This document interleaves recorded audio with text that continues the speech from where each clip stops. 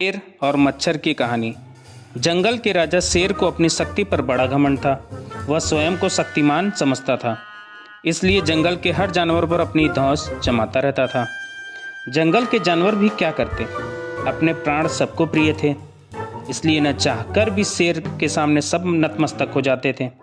एक दिन दोपहर के समय शेर एक पेड़ के नीचे सो रहा था। वहीं एक मच्छर भिनभिना रहा था, जिससे शेर की नींद में खलल पड़ रहा था। वह एक मच्छर से बोला, ऐ मच्छर, देखता नहीं मैं सो रहा हूँ, भाग यहाँ से, नहीं तो मैं तुझे मसल कर रख दूंगा। मच्छर बोला, क्षमा करे वनराज, मेरे कारण आपकी नींद में व्यवधान उत्पन्न हुआ, किंतु आप मुझे ये बात नम्रता से भी कह सकते हैं। आखिर मैं इस धरती का जीव हूँ। अच्छा, तो तू छोटा सा मच्छर मुझसे जुबान लड़ाएगा? और क्या गलत कहा मैंने? तुम मच्छर हो ही ऐसे कि कोई भी तुम्हें यूं मसल दे? मैं तो ये बार बार कहूँगा, क्या बिगाड़ लोगे तुम मेरा? मच्छर को शेर की बात और व्यवहार बहुत बुरा लगा। वह अपने साथी मच्छरों के पास गया और उन्हें सारी बात बताई। सभी मच्छरों को शेर की बात चुभ गई। उन्होंने तय किया कि इस संबंध में एक बार शेर से मिलकर बात करेंगे।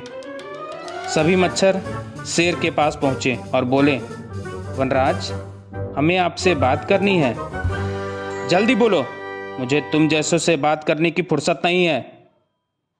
वनराज, आप होंगे बहुत शक्तिशाली, किंतु इसका अर्थ ये कतई नहीं कि आप अन्य जीवों और प्राणियों का मजाक उड़ाएं या उन्हें नीचा दिखाएं। मच्छर बोले, मैंने जो कहा सच कहा, मैं शक्तिशाली हूँ और मुझे कोई हरा नहीं सकता।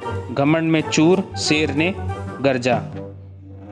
ऐसा नहीं है, अगर आप शक्तिशाली हैं तो हम में भी इतना सामर्थ्य है कि आवश्यकता पड़ने पर हम भी किसी का सामना कर सकते हैं और उसे हरा सकते हैं।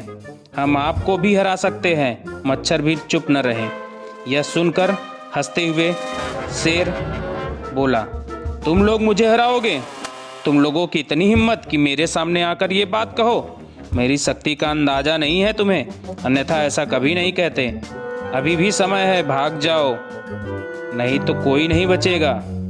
शेर के घमंड ने मच्छरों को क्रोध दिला दिया। उन्होंने ठान लिया कि इस शेर को मजा चखा कर ही रहेंगे। वे सारे एकजुट हुए और शेर पर टूट पड़े। वे जगह जगह उसे काटने लगे। वह दर्द से कराह उठा। इतने सारे मच्छरों का सामना करना उसके बस के बाहर हो गया। वह दर्द से चीखता हुआ वहाँ से भागा, लेकिन मच्छरों ने उसका पीछा नहीं छोड़ा। वह जहाँ भी जाता वे भी उसके पीछे पीछे जाते और उसे काटते। आखिरकार शेर को झुकना पड़ा। उसने हार मान ली। वह मच्छरों के सामने गिड़गिड़ाने लगा, मुझे बख्श दो, मुझसे गलती हो गई, जो मैंने तुम्हें मच्छर समझकर तुम्हारा मजाक उड़ाया और तुमसे बुरा व्यवहार किया। आज तुमने मेरा घमंड तोड़ दिया। अब मैं कभी भी किसी को नीचा नहीं दिखाऊंगा। मच्छरों ने शेर को सबक सिखा दिया था, इसलिए उन्होंने उसे काटना बंद कर दिया। वे बोले, घमंडी का घमंड कभी न कभी अवश्य टूटता है। आज तुम्हारा टूटा है। घमंड करना छोड़ दो, अन्यथा एक दिन ये घमंड तुम्हें ले डूबेगा। और कभी किसी प्राणी को नीचा मत समझो। हर किसी का अपना सामर्थ्य और शक्ति होती है। शेर तौबा करते हुए वहाँ से भागा। और इस बात से यही शिक्षा मिलती है कि हमें कभी भी घमंड नहीं करना चाहिए।